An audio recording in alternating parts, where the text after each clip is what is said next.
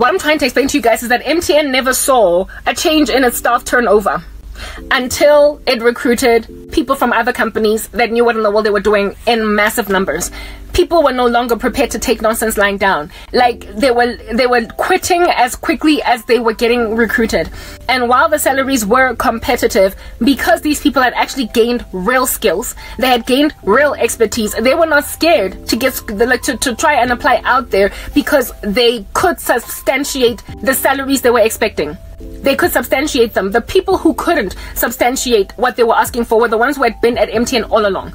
They were earning a lot of money for people who didn't have enough skill, whereas these new recruits were being paid a lot of money, but they were worth that lot of money, and so they could leave. They therefore became there was an instability with staff staying. People quit within 3, 4 months, 5 months of starting to work because they were frustrated by taking over a project. There was always a complaint unto that regard.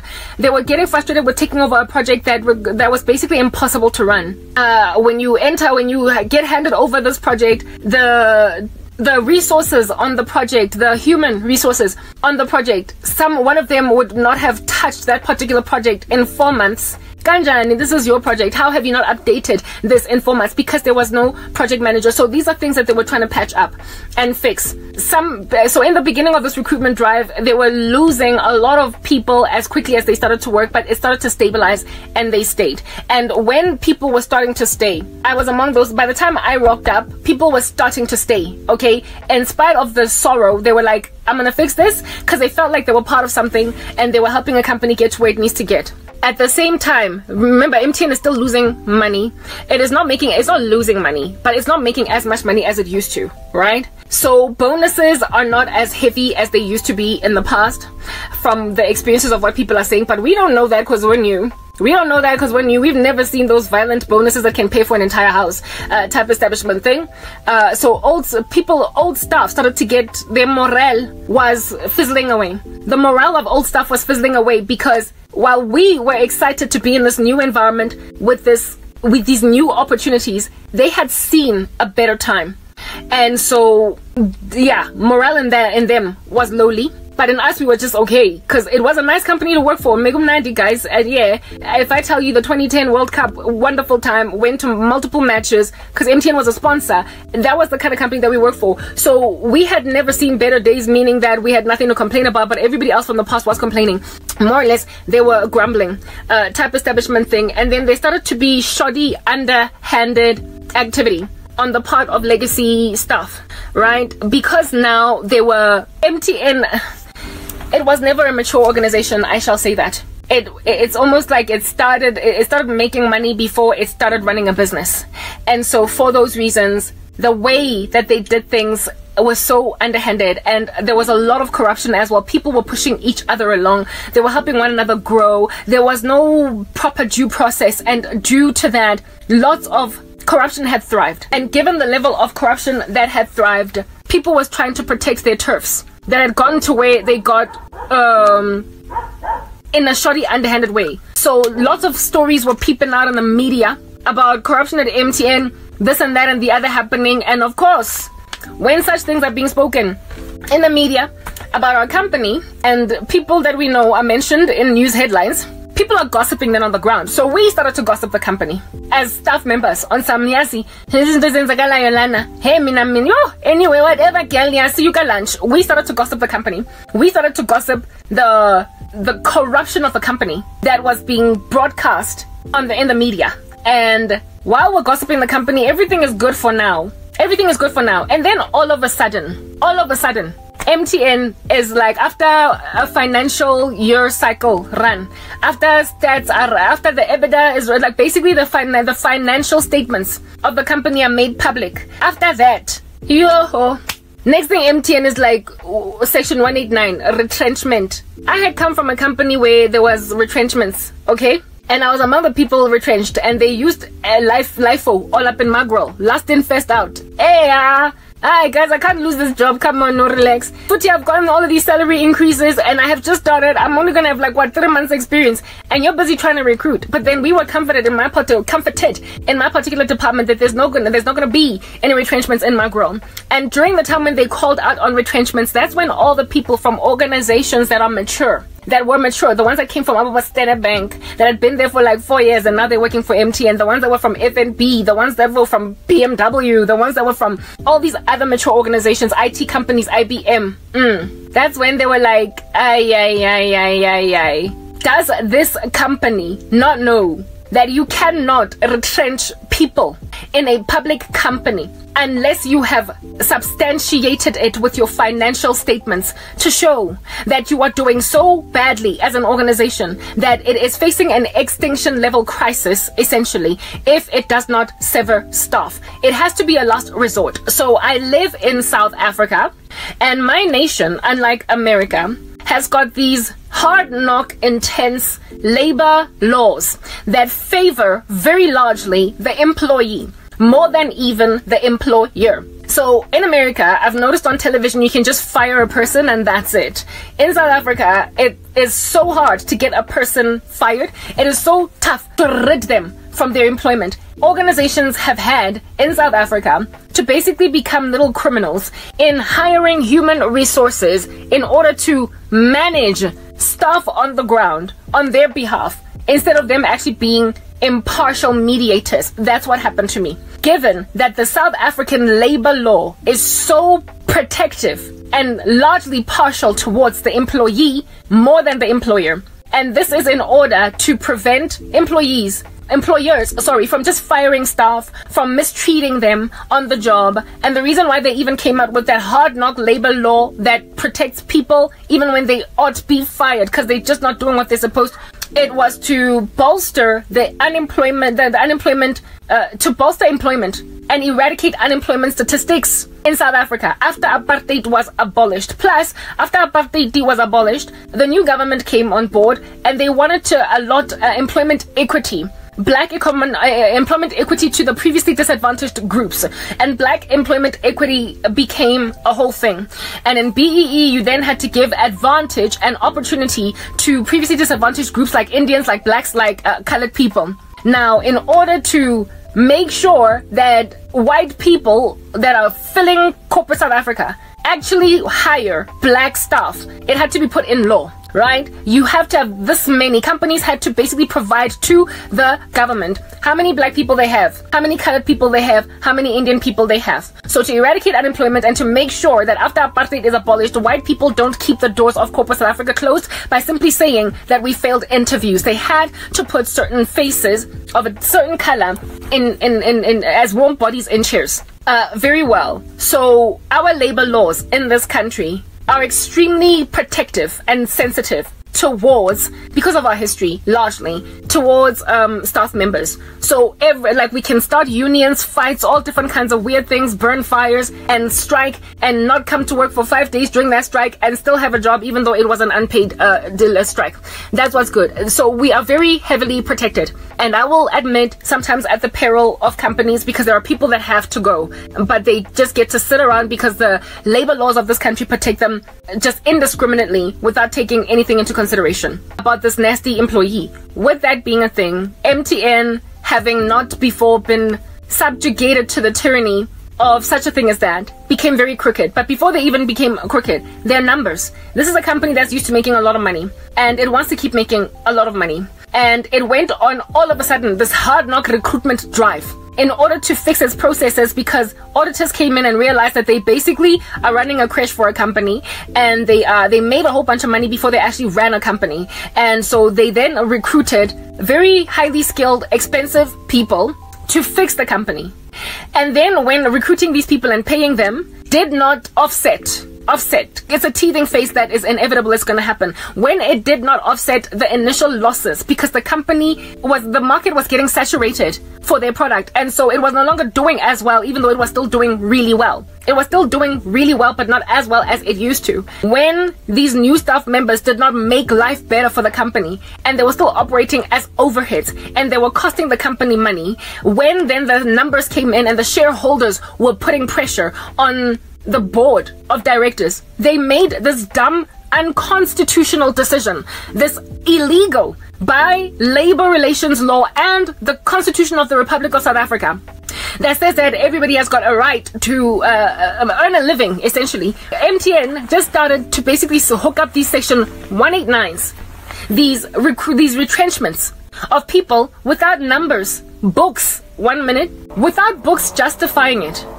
Ugh. The organization was making money, just not as much as before. Plus, it was paying more salaries, right? And it decided that, no, we're going to get rid of people. No, we made a mistake. Sorry, you gotta go. Acting like the old South Africa where you can just fire a person. Acting like America where you can just fire a person. Breaking labor relations laws. They could not fire anybody based on their numbers, based on their books. The company was doing so well that retrenchment did not make sense. It did not make sense economically for the company. We were not bordering on liquidation, nothing of that nature. And they just decided to launch a Section 189 against even the Council of HR. They just went on with it. Also, no, they gotta go, because if we don't chop numbers, we're not gonna be able to make the same kinds of commitments that we have made to shareholders. We're not going to be able to do ABC. It's like, you can't work like that. Remember, you're trying to fix processes. Remember, you're trying to do better. You're trying to be better. Remember. And they were like, no. So retrenchments across the company, it was like a tsunami, just started to happen as quickly as they recruited. Within about 3 years, they were now firing the same people, and they were launching 189 after 189 after 189 after 189. I don't know how many 189 Section 189 meetings I attended in the space of any given year, from about the second year that I was working at MTN. The first year, there were already rumors that retrenchments are coming, but my particular department was still busy hiring, very hard knock. When the hiring stabilized, I attended a Section 189, but like we were told that our department is safe. We don't have to worry. It's just that we are part of the bigger finance, the CFO. We are under the Chief Financial Officer, so we just went to that meeting, but our division is safe. However, somewhere 2 years into my 3-year whole journey, more like, let me say, no, not 2 years, like maybe a year and a half, because I was still a program coordinator. That's when I started attending all of these Section 189 meetings, where now we were basically in danger. We were in danger now. I was like, what's going on? And they were doing this despite the fact that they couldn't. First of all, they were not allowed to retrench the first batch of people that got retrenched. They were not allowed to do it. They were not allowed to do it according to the law, because the books did not justify it, and they still retrenched. So essentially, we are dealing with people that have got, if they knew the law, successful cases at the CCMA. We're dealing with people that have got winnable cases at the CCMA that got unfairly dismissed because that was an illegal retrenchment. So therefore, it qualifies as an unfair dismissal. They didn't know their rights. They did not know the law, right? That was the first thing. Employees in the office busy gossiping about this, gossiping about it. Hey, how can they do this? How can they do this? How can they do this? We thought it was just the one or the two, but they just kept on rolling in year after the year. And each year there would be like 4 Section 189s and batches of people that would just get retrenched. And nobody was safe anymore. Nobody was safe anymore. And at the same time as this, then the company was still not making as much money as it ought have been making, or as they were hoping. Like just these rash, haphazard decisions. They did not take into consideration, if you're going to do a heavy recruitment drive in a company, initially in the first few years, you will experience losses before it starts to get better. It will taper or plateau before it starts to incline, because people have got to actually do what it is that you hired them to do. Never gave them an opportunity to do that. Everything fell apart. Just as the processes were getting improved, everything started to fall apart. So now the company is panicking. The company is panicking because year on year, numbers are not doing as well. Each year, there is a plummet. Each year, there is a decline. And this looks like something that could ultimately become an exponential slide downwards, basically decimating an entire company. And so their response is to retrench people. Their response was to retrench people instead of innovate, instead of strategize, instead of come up with a different strategy. They displayed that they had run a company like it was a circus, because the product was selling itself. And now that the market was getting saturated, do you understand, you guys? Now that was a thing, they had to now actually compete. There are competitors out there, and they were not competing, they were just firing staff. That's when, then, because all of these firings of late Janes and Joes on the ground were not making a dent, because strategy was not changing. That's what needed to change. They need to change the way they do things as an organization, change the face, the direction, the value proposition needed to change. You couldn't keep it the same. So what did they do? That's when they then started to target not just late Janes and late Jones, not just the entry-level stuff and the entry-level management and maybe the middle management. This time around, they then went for the senior managers. They went for the general managers. They started to realize, right, that the problem was the skills, the lackluster strategic brainhead of management. Like the people that were busy making a decision to rather fire people to keep the company making money instead of innovate. It was ultimately woken up to. They were eventually able to snap out of it and realize that our problem is strategy.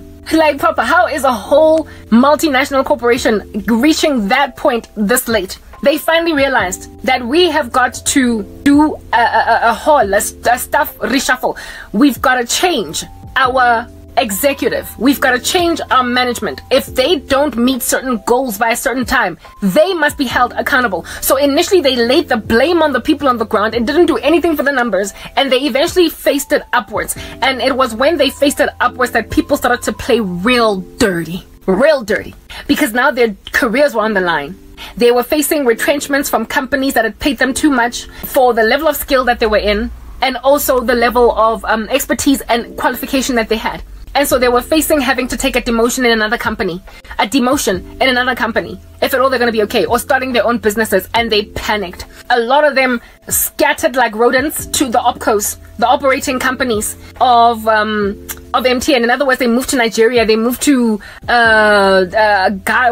Do they have an opco? You get my point. They moved to the opcos, those who could, to go and work there. Those who couldn't moved to the opcos, played dirty. That's when I started seeing witchcraft from senior managers' bosses. At that stage, I was already born again. So after 2 years of running around like a headless chicken, being an administrator, I ultimately got promoted to project manager again. So now I started to work as a PM, right? And I was a PM servicing the marketing department very well. MTN was a marketing focused organization. So as project conceptions were in marketing, and then they would, the project management teams would then work with IT to build the value propositions and therefore send products to the market. So essentially the innovation hub was in marketing, go MTN. And so it was a very coveted position to be a project manager in that space, because you were basically at the beginning of all things in the organization. Yeah, but there was rivalry between project management and marketing segment managers that wanted to do the job of a project manager, but that's another story for another day. That's just company politics, and it is irrelevant in this particular regard. You will find those anywhere you go. I'm busy talking about the level of rubbish that is slapping me, that is similar to what's going on with Israel, and I'm looking at the time, but I'm hoping that I'm going to be able to ultimately get this information out. Okay, cool, very beans and bananas, very well. So the management started to get looked at after enough of us lowly people on the ground got fired, right? Yeah. After enough lowly guys got fired, they started looking at them. So their jobs were now on the line. And that's when we started getting announcements on the internet of people that had been around for a minute. Guys. I'm speaking like almost at inception. Yes, the MTN did some pretty shoddy things. Yes, well, the guy who was the founder of MTN, the very founder, at some point he became the CEO. He was de-chaired, unchaired, whatever. They first shuffled around a whole bunch of CEOs, so there was a time of stability and it was nice, right? They messed with stuff on the ground and they were busy getting fired. Then the bosses, that was the most telling time, where it is that guys, like, CEOs were being changed like panties, like underwear, yo. CEOs, like almost every 6 months we had a new CEO. Hey, I'm not joking. And you know why? Because a decision was made by the board of directors that if a CEO does not flip this model within like half of the financial year, within 6 months, if he does not make a dent in the organization in a positive direction, he gotta be replaced. So they would put them on 6-month contracts, and at the end of that 6 months we'd have a new CEO. And that was not true. That was not the only true about CEOs, but it also started to become true about who do you call this, the executives, the bosses, execs too. One of they were worse than CEOs who were given 6 months. They were on 3-month contracts. They had to flip models in 3 meager months. So in marketing, in the last year of my experience go MTN, I saw 3 marketing executives. And I lost my job because of the third one. 3 whole new marketing executives in just 1 year. In just 1 year. Yo, guys, it was a circus. Do you understand? They imagined that this was the thing that they needed to do in order to fix the company, change leadership, and give them a short amount of time to flip the model, because they were so used to making money and so quickly that they expected that these strategists would fix the company overnight. But there was rot from the very inside. There was rottenness with processes that were not being followed. RDSs, like I told you, you could not explain to you a product that is already out there in the market, cannot reverse engineer anything, cannot like proper, and these are things that take time. If at all you're going to suddenly want to fix processes in an organization, you should at least leave leg room for 5 years, perhaps even a decade, to get to a point where now you are basically competitive next to a Standard Bank or something. But instead, they wanted to see these differences in just 2 years, in just a year. And when they didn't see them, and so therefore bolster the share price, bolster the numbers at the end of the year that are being shared with the public, they appeased the public by just firing executives, firing CEOs, firing senior managers. And guys, it was just the circus. So many people that were around all along were losing their jobs, including the woman that was ultimately my boss. She ended up leaving. She ended up losing her job. She did not get it. They ended up hiring some other dude from outside. They were so keen on getting external staff because they imagined that the gangrene was on the inside, that people on the inside were not skilled enough. And so they were just very haphazardly and criminally, essentially, because they were not honoring the law of the country, just getting rid of people, breaking all different kinds of human rights to Timbuktu. So when this stuff started happening, that's when a lot of dirty play started also occurring, where skilled employees, people that are actually good at what they do, which I was, even though my CV, remember I told you I had an issue with experience, but I just kept on getting promoted. But once I was on the job, I was I got displayed as a clearly sound recruitment choice. I was good at what I did, and I never really got to shine the way I needed to shine until I was finally a project manager, until I was finally given the opportunity. And now when I'm a project manager, I'm chairing meetings, I'm speaking with GMs, I'm speaking with SMs, I'm speaking with the business. Do you understand? And so my face is being seen and my voice is being heard. And the very same thing that's gotten me promotions like no man's business all over the show in other companies where I used to work is now speaking volumes on my behalf. I was buried all along working for a team of project managers and program managers, and it also made me realize the jealousy of my boss. Guys, this woman pretended I was not much. So too did her subordinates, who were program managers, and so also somewhat my bosses, pretended I was not much. I finally got a promotion because of a project manager that's successful. Okay, so a program manager left his team to go and become a senior manager somewhere else. He applied for the job and got it. And then a project manager applied for his position and became a program manager. When that project manager became a program manager, he asked a favor from the coordinators to do some project, to help him along with some project he was doing, some strategy he was working on. And I headed that whole thing and did so well in it that he called me and was like, Karabo, I'm so impressed with what you do, and there is an opening for a project manager in my team. I want you to apply. You're gonna get it. So it had to take one of the bosses leaving, another person replacing him, for me to finally get the recognition that I needed. So God used that man as a vessel. Otherwise, I would have stayed rotting in that position for 3 years, 4 years, 5 years. Why? Because the staff for MTN was low quality until they got people from outside that were trained up by organizations from out of university, and they then were given a run for their money. And when they saw how skilled, how gifted these kids coming from outside are, these people are, they held on to jobs, held on to positions, held on to promotions, held on to appraisal success, basically claiming that you are dottering like a geriatric, you're struggling, when you are the best PM in the team, but they're holding on. So they withheld reward, they withheld praise, they withheld accolade, they withheld recompense to people who had actually really put in the time, and this squelched staff morale. And during the time when they started to take the retrenchments upwards to CM, to SMs, GMs, basically to the boss ladies and boss guys now, the boss ladies and boss guys, they played even dirtier. They played even dirtier. They were actively sabotaging individual people in their teams to get nowhere. And this is something that I only found out. Yo, I'm finally getting to my point. This is something that I only found out, guys, when I was, when I got a promotion. There was a whole restructure in the company because they were shuffling and bosses were changing.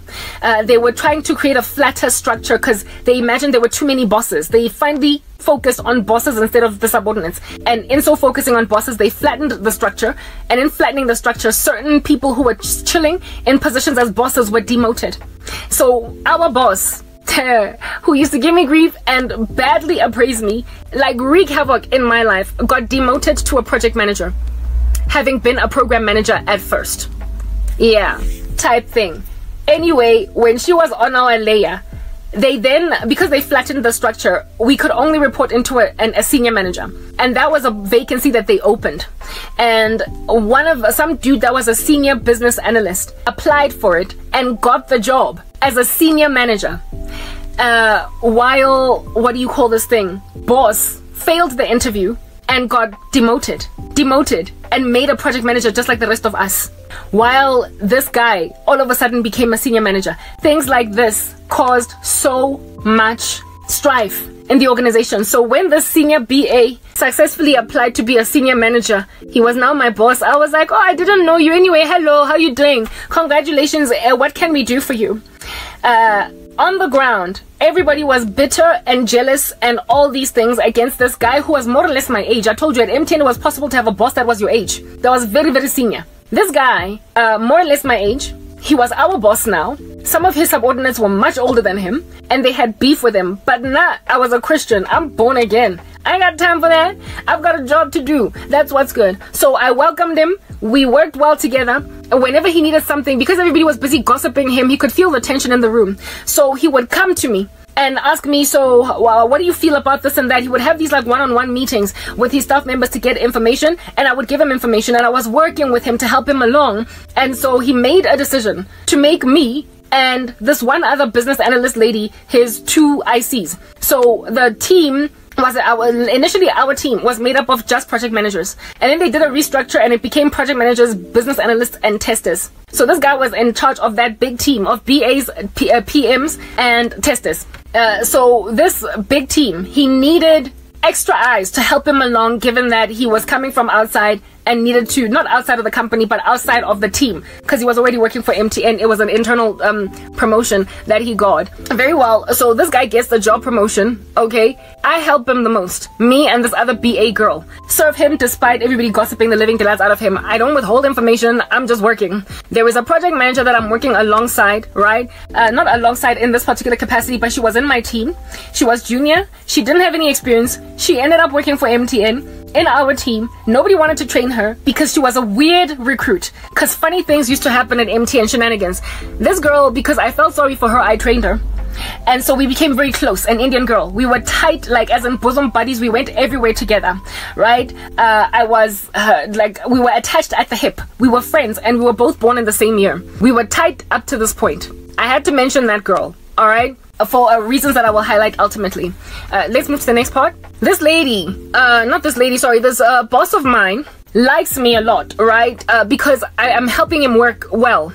He needs to know the business. He's coming from another department altogether. I know the business. I've been working with the business for a minute, right? So I'm helping him along. He starts to trust the living daylights out of not just me, but me and this other business analyst who also was helping him along. I told you guys that it was a team of BAs, PMs, and testers. So when it comes to the BA side, given how inundated he was, he made 2 ICs out of a project manager and a senior business analyst. And this chick was a senior business analyst and I was a PM. Around the same time, because MTN was realizing nothing is coming together, they're not innovating properly, all they're doing is copycatting all their competitors, etc. They had started to bring, auditing firms on board.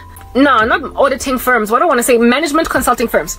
They wanted to find out what in the world we can do to improve ourselves as a company because everything is falling apart. They finally started to want to take matters seriously concerning their state as an organization. They wanted not to do better, like be a big little boy or big little girl. They brought management consulting firms that are also auditing in nature to give them advice, to gather insights, sit in on our meetings, all that jazz, and then give them insights back. However, these insights, as gorgeous as they were, whenever I would sit in on any of the in all of these meetings where they were giving insights, I would my jaw would be on my desk, on the table, because I was just gobsmacked at just how brilliant these people were. They would take their insights and then do nothing about them. They would just take, so they were paying expensive consultants to walk among us looking like men in black proper and were aliens. And then once their project is done, they would go back to where they were at and just like, yeah, what? And they wouldn't take the advice. And so there was a lot of gossip again on the floor about that. On some, they hire all these management consultants. They bring all of this needed resourcing in the company. And then they don't take the counsel. They don't take the insights. They don't run with them. They don't build projects based on it. All they do is copy the competitor. That's all they do. So at this rate, they will continue to fall apart. My boss believed that that was an issue. Just as me. And so we were basically kindred spirits, birds of a feather that had the same agreements. Because remember, he used to be a commoner, but now he's a king.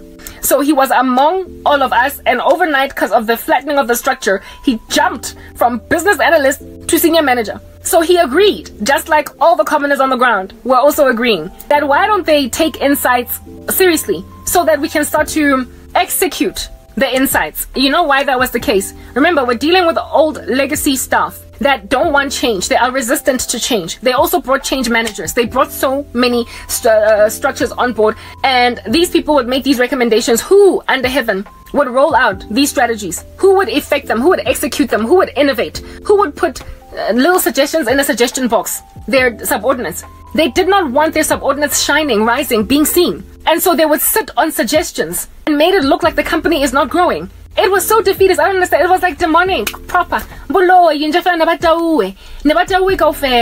So when my boss became what he became, our senior manager, I finally had like a boss guy that realized that something is wrong over here. And he was also in agreement that there are all these insights, but marketing keeps on coming with the same concepts. We don't understand what's going on. They're not working on them. So we became fast friends, if you want to call it that. And we got close.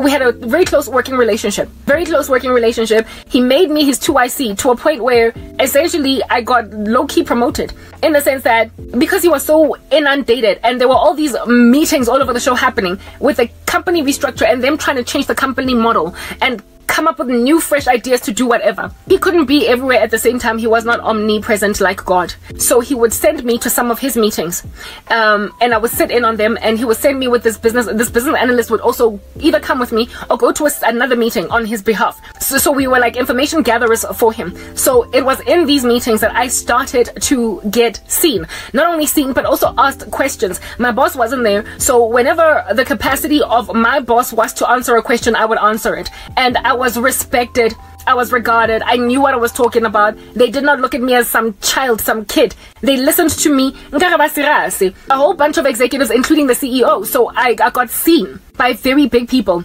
in this ecosystem. It would later come back to bite my boss in the behind because I'm good at what I do. He did not realize that in making me his 2IC, that I would get seen in favorable light by the boss of his boss, by the boss of his boss's boss, basically by the CEO of the company. Nonetheless, this is all brewing, it's happening. Me and this SBA are working together to help our boss along because frankly, he's got too much load and he's a new guy. We need to help him along. He trusts us because we are the two people that did not persecute him when he was new in the team.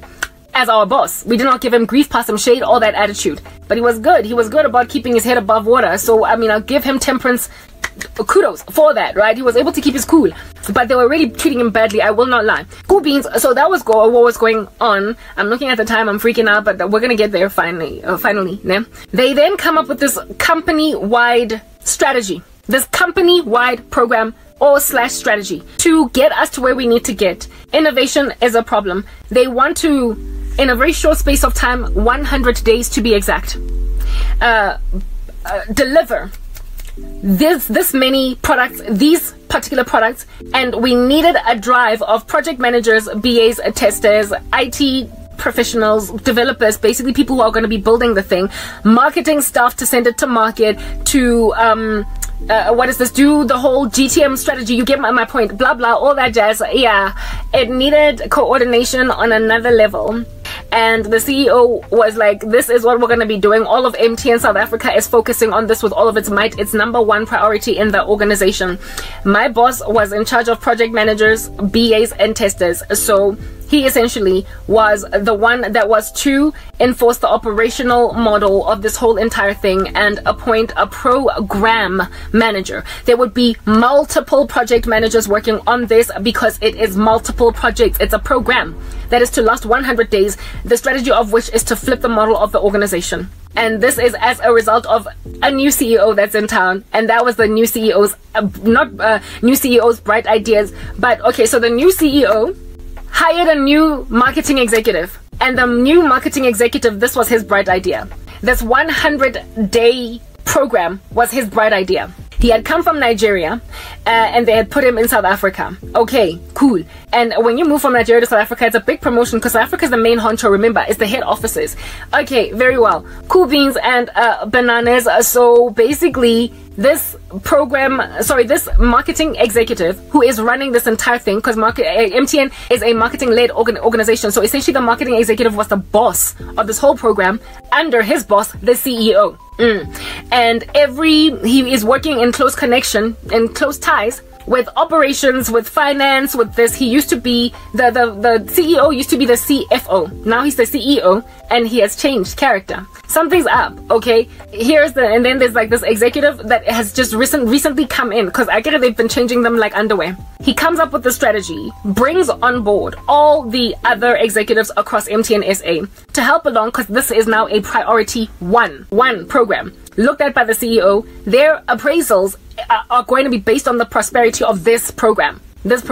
And then they call my boss in as the leader of the BAs, PMs, and project managers.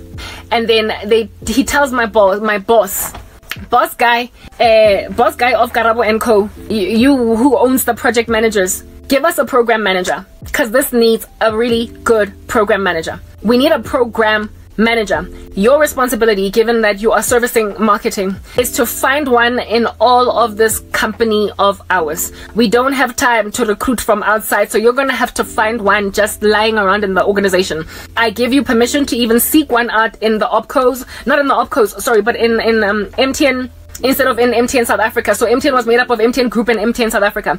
You can go and find one in MTN Group. You can go and find one in another department. You can do whatever. And they will have to drop what they're doing and come and do this, hand over their project for this coming 3 months and run this program. And my boss, the level of confidence that he had in me, because I had helped him at that stage, it was maybe like a few weeks or maybe 2 months since he was working in this capacity. I had helped him get his feet sturdy in the ground. They were solid. Do you understand? His 2IC in the worst way. I was really very helpful to him, and I made his life smooth. His team was thriving and prospering, doing very well because of the wind beneath his wings that I was. So I was very very helpful to my boss. Me with this Indian lady, the business analyst girl that was also helping along in this particular regard. We were both like holding down, and our team was doing well. This friend of mine that was very tight with me all of a sudden starts getting all hostile. The Indian girl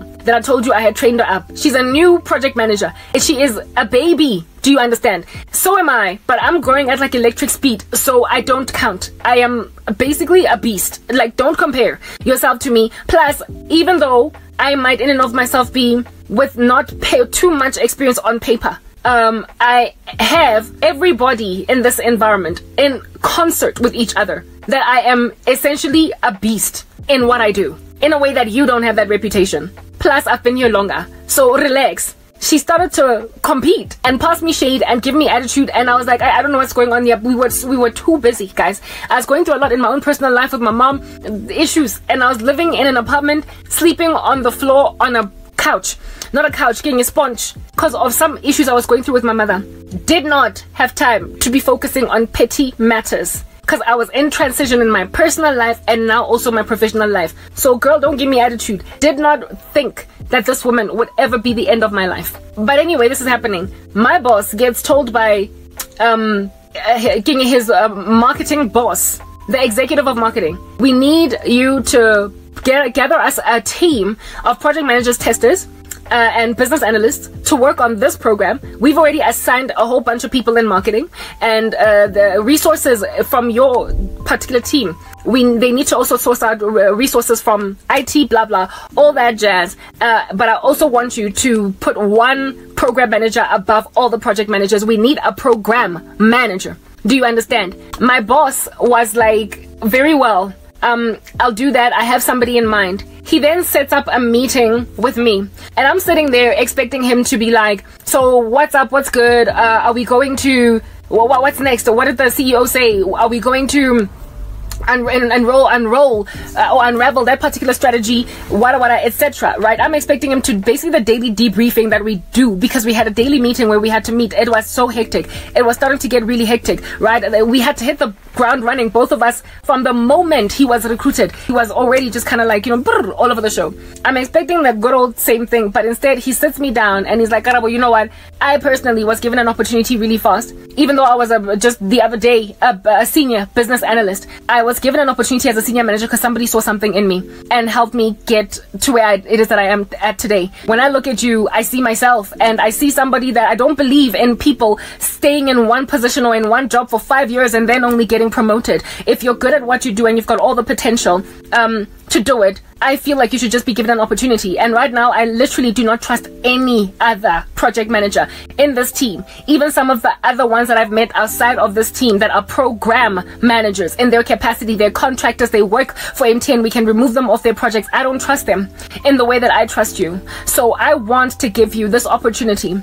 And if at the end of it, we've done well as a team, I will promote you to program manager. So basically he was promising me program management as a promotion in 3 months if I pull this off. Because this program, the duration of it was 100 days, 3 months, 3, 6, 9, 100 days, and again, it just 3 months and then some. That's what's good. I sat there, I was shocked but pleasantly surprised, and I was like, I won't disappoint you, I'll take it, I'll do it. Again, the same thing that's been happening to me all throughout my career, where it is that I would go somewhere expecting something else and then I would just suddenly get a promotion. Next thing I get this like bolster in my salary. At the same time, around me, all right, in my private life and professional life, personal life, it's schooling life, I've got all these witches. So here it is that a woman is growing like wildfire. She is small, just like Israel, but powerful. In other words, my CV leaves a lot to be desired. When you look at it on paper, you would not care to even call me for an interview. But when I'm in the room, when I'm working the job, I am slaying people with years of experience. I am slaying people with years of qualifications, with watts upon watts of qualifications under their belt. That's who I was, just like Israel. They rocked up in the land in 1948, or is it 43 or whatever, 48 I think. And in just that short little time, look at how green their land is. They are, I think, the 5th most powerful military in the world. They've got more Nobel Prize winners in the world than any other country.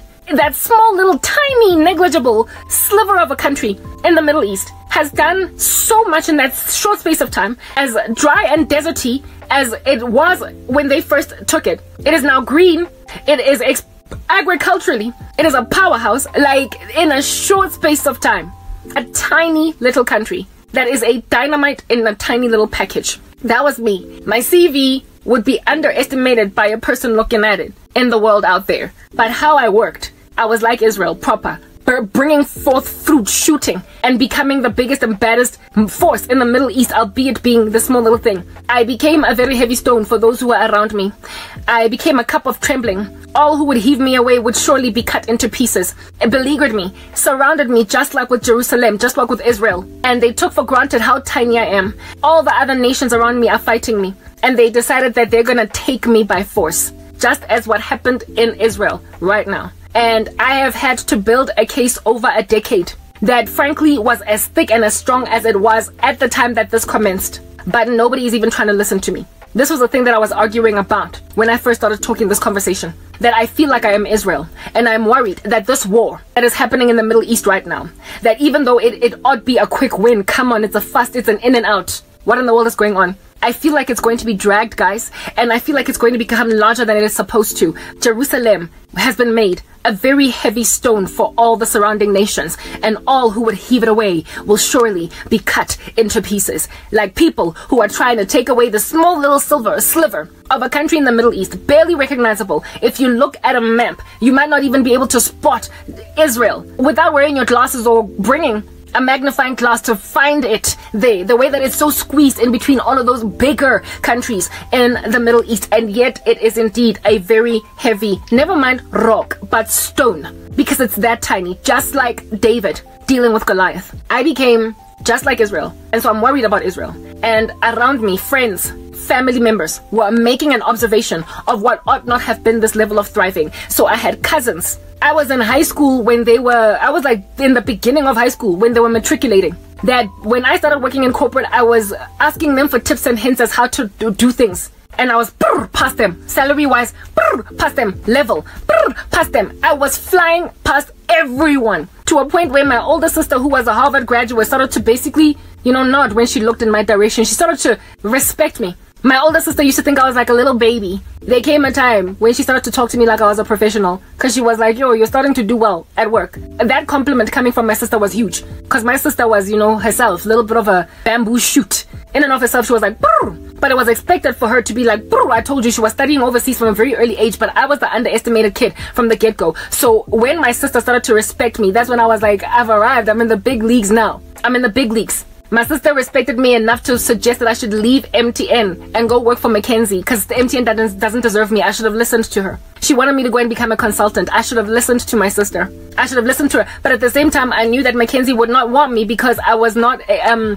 had yet to get my degree, first of all. And I also was on paper without enough experience. They were not going to take me just from looking at my CV alone. I tried to apply to be a consultant at McKinsey once I lost my job, but all my doors were shut by then. They would not listen. Nobody would talk to me after losing everything. I was blacklisted, essentially, as a person. So, yeah. I should have listened, but I wouldn't have been hired. I was gonna take my sister's advice. What do you think? I was first gonna get my degree, which I was gonna get at the end of that year. I was gonna finish my degree that very year. Then only I was gonna apply for McKinsey as a consultant and maybe even move. No, I wasn't gonna move to another country. I never wanted to move. I told you I wanted to be barefoot and pregnant. So I was gonna work in South Africa, but I definitely had intentions to leave South Africa. And if I had gotten promoted, not South Africa, but MTN, if I had gotten the promotion, which I would have, to program manager, after that 3 months, I was unfortunately going to disappoint my boss in that I was going to leave and use my promotion. Now, I wasn't going to leave straight away. I was probably going to work in that position for maybe a year or two and then maybe move to McKinsey. I don't know what would have happened. I became a cup of trembling, if you know what I mean, in that ecosystem. So my cousins made this observation. My family members made this observation. Friends made this observation. Remember, I was the one that had to drop out of university because my mom wasn't paying my fees. And they had started their careers having graduated from university while I was still studying part-time. And yet they were growing like snails. And they were struggling to get to where I was getting. And they were like, I'm sorry, no. This is a competition. So I got afflicted, witchcraft, by friends as well, to slow down. Colleagues. One senior manager that was the project sponsor. Was he a project owner? No, owner. One senior manager that was a project owner of one of my projects. I picked that project up when it was dottering about like a geriatric. I told you, Project Sako MTN, whenever you would adopt them as a PM, there was nothing going on there. No proper handover. You don't know what's going on. You start everything from scratch. The team was disintegrated like, like sheep that have been scattered because they have no shepherd. I came on board, and within 3 to 4 months, there were weekly project meetings. There was a proper scope document. The business analyst was doing what she was supposed to do.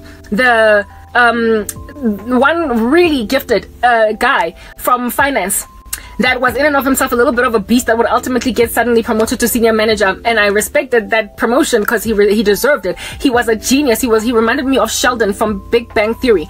When he first met me, when I first met him, looked at me on some, and then you're talking, what do you want? I remember when I got to him at his desk, he was chatting with some other professional next to him, and I tried to talk to him about this particular project, and he was talking to me like, well, relax, like, this is what I'm doing, I got this, I've been running this on my own, I don't need you. I like literally ripped him out of that meeting, and I started to tell him where to get off, and he was like, okay, we'll have a meeting next Wednesday. My goodness, by the time that 4 months had progressed, he was weekly attending my meetings. He was weekly always at my desk, giving status, getting status from me. We basically became like partners in crime in this particular program where he initially disrespected the living daylights out of me. And by the time that I had raised this project up from the ground, he felt relieved by my presence, and he actually really liked me a lot. I essentially gained his respect. That's how I used to be. So the senior manager, the project owner of that particular project, right, made these observations and my influence with people, and my boss even said that you basically defibrillated and raised this project off the ground, and we went to market with it. We went to market. I was so proud. It was one of my most proudest moments. Like, yeah, we went to market, a project that was being dragged through the mud for something like 3 years, going nowhere, nobody aware as to what's going on. Finally went to market, and when it went to market in its first week, it made so much money that it got noticed by the the executive of it wasn't operations, but it was a, what do you call this, it was a roaming project. So it was the executive of, like, not international affairs, but international, like, communications, like, yeah, because it was for roaming. It was a project that was to enable data roaming out there outside of South African borders, and it made so much money that I got given recognition by the dude in charge of those particular international relations, and I was like, hello, hi, my name is Karabo, if you want to give it a twang, it's okay. Like, huh, that guy saw me, he used to walk right past me, now he greets. I'm mad. These people messed me up at a time when I was doing so. Alrighty, so after that project was launched from my area, it then got taken over to MTN Group, and it was about to be launched now, and so therefore have project teams working on it individually in the OpCos in other countries across Africa, because I had succeeded to bring that project to market. I gave my boss lady fame by delivering that project to market. Yeah, and because of that, the senior manager, the owner, made a decision to bewitch the living daylights out of my career. He was one of the people that came at my career. He was jealous. He was scared that I would take him over. And he was one of those people that had been around from the very beginning. He was legacy. He was a legacy employee. And he saw a young woman with barely any experience under her belt basically do the impossible. Defibrillate a beast, a monster from the ground, take it to market, be recognized by the international guy dealing with these projects, and then launch it, essentially hand it over to OpCo, to the OpCos, to Group. Hand it over to MTN Group. That's what I did. So that whole thing cost me, yeah, so around me, essentially, I started then to get lambasted by people. All right, you guys, if you understand what I'm saying right now, by everybody around my life, my colleagues started to slap me with witchcraft when they made these observations, my friends, my family, all at the same time. And then this girl that I was working with, this colleague that I was working with, that was my friend that I told you guys about, also she started to pass me shade, give me attitude, but I was too busy to concentrate on what she was doing. Little did I know that she would be the end of my career. Imagine that, guys. You know, South Africa's complaining about a skills exodus, crying about the diaspora. They lost one of their best employees, and they made sure she can never get another job anywhere else again. That's what they did. Anywho, whatever. My boss gives me the program, right, to run.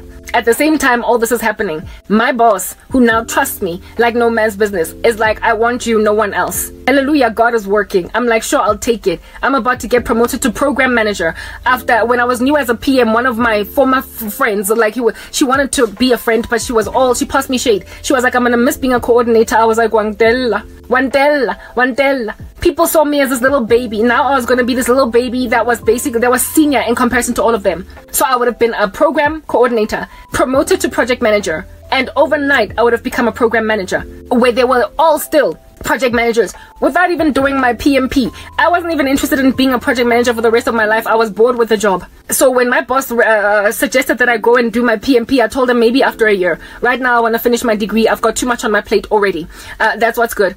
So I was delaying not the inevitable. I didn't want to do my PMP because I was not trying to go on a professional track for project management. I wanted to change over to management consulting. That's what I wanted. Yeah, the stuff that the ladies from Deloitte, the consulting agencies, and McKinsey, that's what I wanted to do. I wanted to move to management consulting. That was my dream job, all right? And I knew that I could get there from project management. It was a good track. So if I had gotten to program manager, it would have been a nice little easy, like, jump, hop, move over. So yeah, I actually, one of the companies, by the way, that interviewed me and then it basically promised me the job and then turned its back on me because some creepy weird stuff is happening in the not Cosmos only, but I believe calls were made and I've been blacklisted somehow in the country, was IQ Business. And I got this interview when I was already in sorrow, struggling, suffering. IQ Business, there I was going to be a management consultant. I was basically, I got a job interview in suffering about 6 or 7 months